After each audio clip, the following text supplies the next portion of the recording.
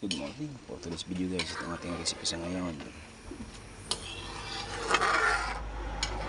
So, gulay tayo guys ng green peas na may malunggay. Ayan guys, so yan. So, naglagay na tayo dyan ng mga pampalasa, asin, magic, paminta, sibuyas, bawang. Ayan, hindi natin kumulo. So, binabad ko na muna siya sa tubig para lumambot na. Ayan siya.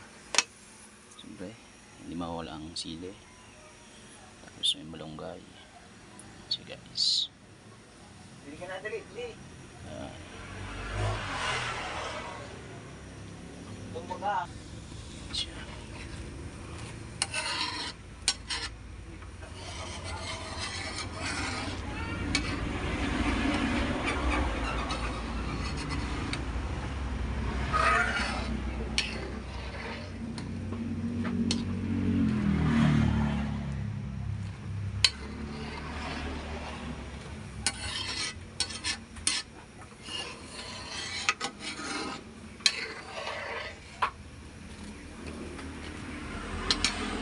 Maya lang guys, ilagay natin yung malunggay.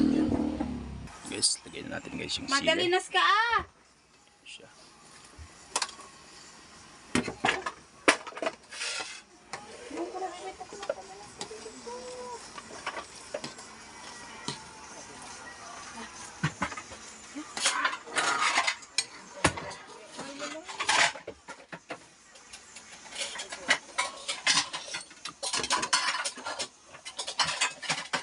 Ayan guys, ilagay natin yung malunggay.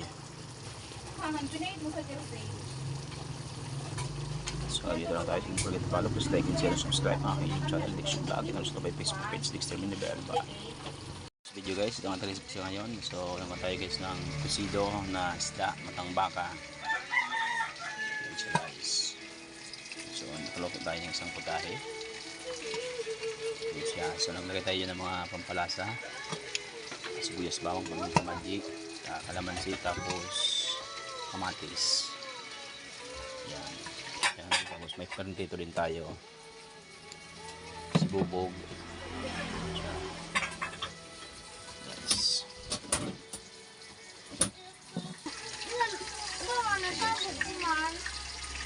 Isda. Yan.